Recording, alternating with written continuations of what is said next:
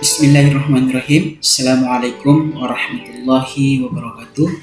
Selamat pagi semuanya. Semoga kita dalam keadaan sehat walafiat. Untuk itu, mari kita bersama-sama memulai perkuliahan ini dengan bacaan Ulumul Quran. Al-Fatihah.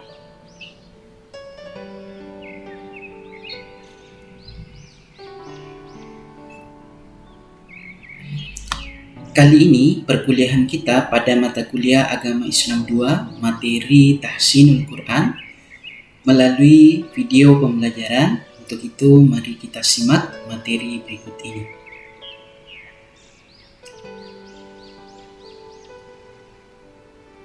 Pertama, pengertian Al-Quran secara etimologi. Kata Al-Quran bentuk dari masdar kata qara'ah yang berarti bacaan. Pengertian Al-Quran secara bahasa adalah yang dibaca, yang dilihat, dan yang ditelaah.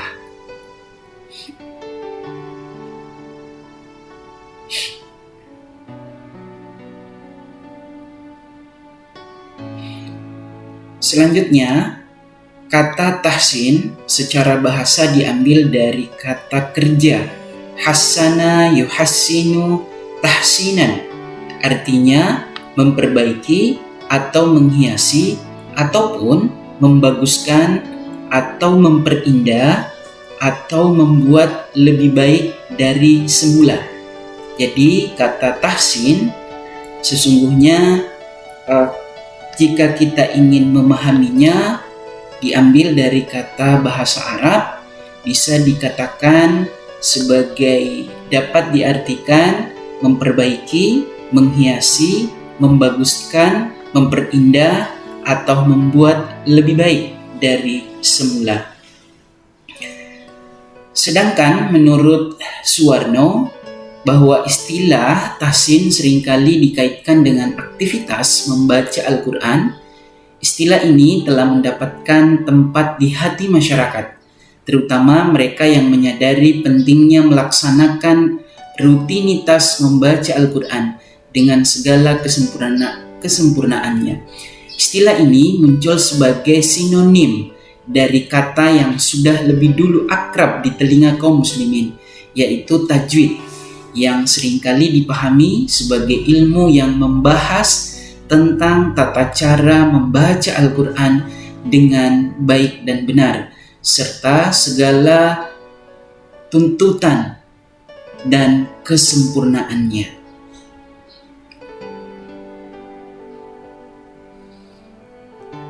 Selanjutnya, dalam belajar membaca Al-Quran harus menggunakan ilmu yang dinamakan ilmu tajwid.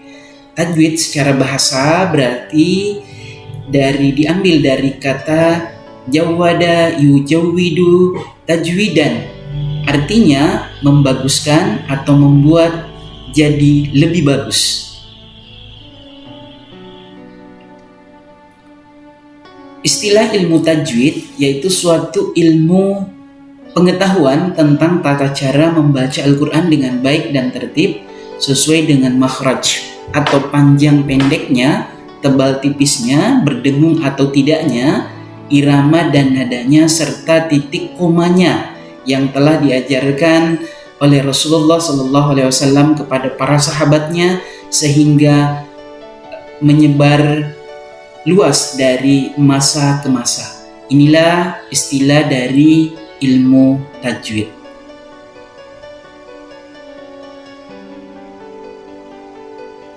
Sedangkan pandangan ulama mempelajari ilmu tajwid adalah fardu kifayah, sedangkan hukum membaca Al-Quran dengan ilmu tajwid adalah fardu ain. Sebagian ulama berpendapat wajib hukumnya mempelajari ilmu tajwid. Adapun dalilnya berdasarkan pada firman Allah Subhanahu wa taala Quran surah Al-Muzammil ayat 4. Warattilil Qur'ana tartila. Bacalah Al-Quran kata Allah dengan perlahan-lahan. Artinya tidak tergesa-gesa. Selanjutnya, keutamaan membaca Al-Quran. Rasulullah SAW bersabda, Siapa saja yang membaca satu huruf dari kitab Allah, yakni Al-Quran, maka ia akan mendapatkan satu kebaikan. Karenanya, dan 10 kebaikan yang serupa dengannya, dilipat gandakan 10 kali lipat. Kata Rasulullah, aku tidak mengatakan bahwa alif lam mim itu satu huruf, kan tetapi alif lam satu huruf, lam satu huruf, dan mim satu huruf. Hadis ini diriwayatkan oleh Tirmizi. Selanjutnya, nama-nama yang menjadi karakter atau sifat khusus dari Al-Quran itu sendiri. Di antaranya disebutkan sebagai Al-Furqan, kemudian Tamzil, kemudian Alkitab, kemudian Zikir, yang kelima Wahyu, dan yang keenam adalah Kalamullah. Masing-masing penamaan ini, karakter ini yang telah disebutkan di dalam Al-Quran, ada di Quran surah Al-Furqan, ada di surah Al-Fuzilat, kemudian Al-An'am, kemudian An-Nahl, Anbiya, dan At-Taubah. Silakan rekan-rekan mahasiswa nanti mencermati, menelaah lebih lanjut.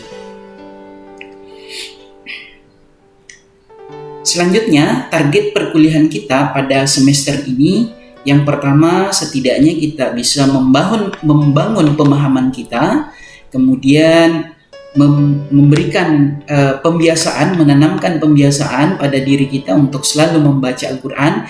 Yang ketiga adalah proses penghayatan, dan yang terakhir adalah bagaimana setelah kita memahami, sudah terbiasa kita membaca ayat-ayat Al-Quran, surah-surah pilihan, dan syukur-syukur rekan-rekan adik-adik mahasiswa punya target dalam sebulan minimal khatam 1 juz, gitu ya, ataukah paling tidak adik-adik mahasiswa bisa memprogramkan 1 bulan 30 juz, atau dalam 1 semester diusahakan harus khatam Al-Quran.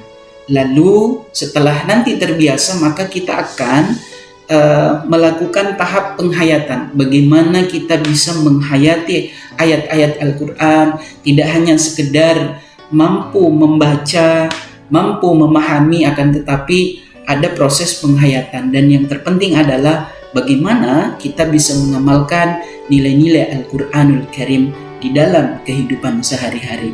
Kemudian strategi penguatan baca tulis Quran, yang pertama pemetaan kompetensi. Jadi di awal perkuliahan, insya Allah adik-adik rekan-rekan mahasiswa akan dipetakan kompetensinya membaca Al-Quran. Tahap pemula, kemudian tingkat dasar, tingkat menengah, dan nanti akan ada sampai tingkat mahir. Nanti akan dipetakan. Bahkan kita nanti ke depan bisa melaksanakan proses pembelajaran tutor sebaya. Kemudian proses pengulangan. Jadi nanti akan ada proses pengulangan setiap pertemuan perkuliahan. Ketika kita sudah laksanakan nanti melalui perkuliahan offline, maka kita akan melaksanakan proses pengulangan. Kemudian optimalisasi pembinaan Pusdima. Pusdima ini pusat studi Islam mahasiswa di Stitek. Insya Allah kita akan coba optimalkan nanti kegiatan ini. Terima kasih atas perhatian rekan-rekan adik-adik mahasiswa. Selanjutnya kita akan lanjutkan proses diskusi. Terima kasih. Assalamualaikum warahmatullahi wabarakatuh.